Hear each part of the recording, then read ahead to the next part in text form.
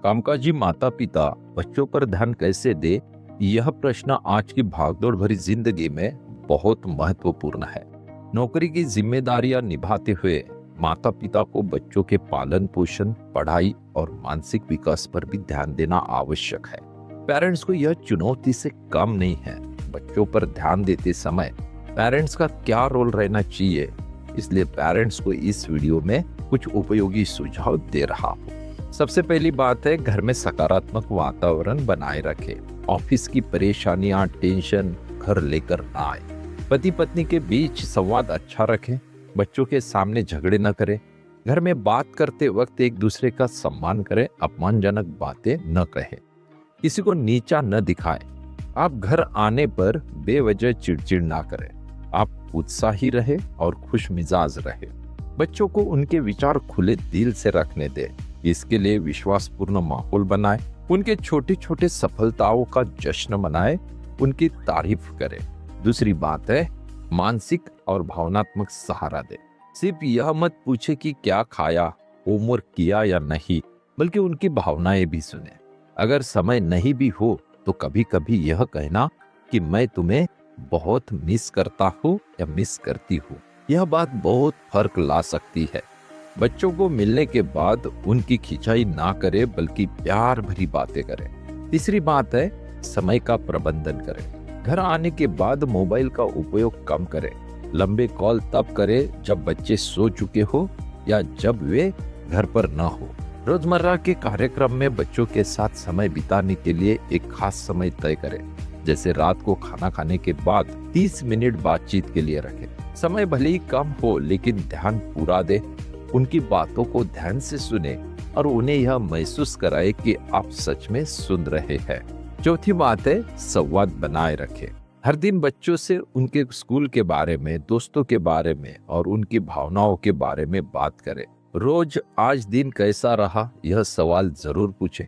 केवल हाँ या ना के सवाल जवाब में न उलझे, बल्कि ऐसा वातावरण बनाए कि बच्चा खुद ही आपसे खुलकर बात कर सके। ऐसे सवाल पूछे कि बच्चों को ज्यादा बोलने का समय मिले और उस समय आपने उनको ध्यान देकर सुनना बहुत जरूरी है। पांचवी बात है, पढ़ाई में सही दिशा तय करें।